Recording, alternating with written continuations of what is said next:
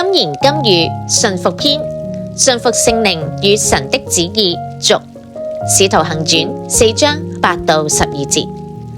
那時彼得被聖靈充滿，對他們說：治民的官府和長老啊，倘若今日因為在殘疾人身上所行的善事，查問我們他是怎麼得了痊癒，你們眾人和以色列百姓都當知道，站在你們面前的這人得痊癒，是因你們所釘十字架，神叫他從死裏復活的拿撒勒人耶穌基督的名。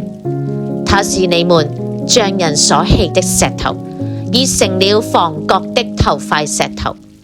除他以外，別無拯救，因為在天下人間沒有賜下別的名，我們可以靠着得救。小朋友，今日嘅經文係話俾我哋聽，彼得俾聖靈充滿，佢好勇敢咁樣同啲官府同埋長老講見證。嗰啲想捉彼得同埋約翰嗰啲官府同長老，見到佢哋滿有膽量，又見到俾佢哋醫好咗嗰啲傷殘人士同佢哋一齊企喺度，就冇話可以駁啦。佢哋唯有將佢哋趕出去，仲恐嚇佢哋，禁止佢哋，叫佢哋唔可以再奉耶穌嘅名同人哋講論同埋教訓人。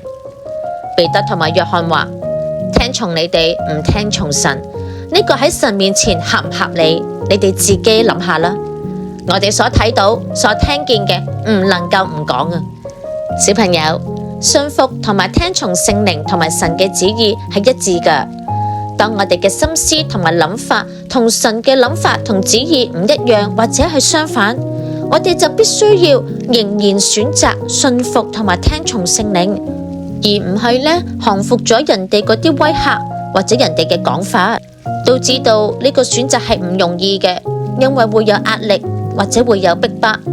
但係我哋要知道，神必會為信服佢嘅人開出一啲嘅路。結果啊，彼得同埋約翰喺公眾入邊被釋放添啊！佢哋就去到佢嗰啲朋友嗰度一齊祈禱。哇！佢哋聚會嘅地方仲震動添啊！佢哋全部人都俾聖靈充滿，繼續放膽講論神嘅話語啊！經歷聖靈更大嘅同在同埋榮耀，福音傳到周圍都係添啊！我哋一齊祈禱啊！神啊，求你憐憫我哋，容易懼怕人，驚得罪人，同埋對自己不利。求主賜俾我哋信心同埋膽量。由今日起，我哋要信服聖靈，剛強壯膽為主做見證。奉主名求，阿門。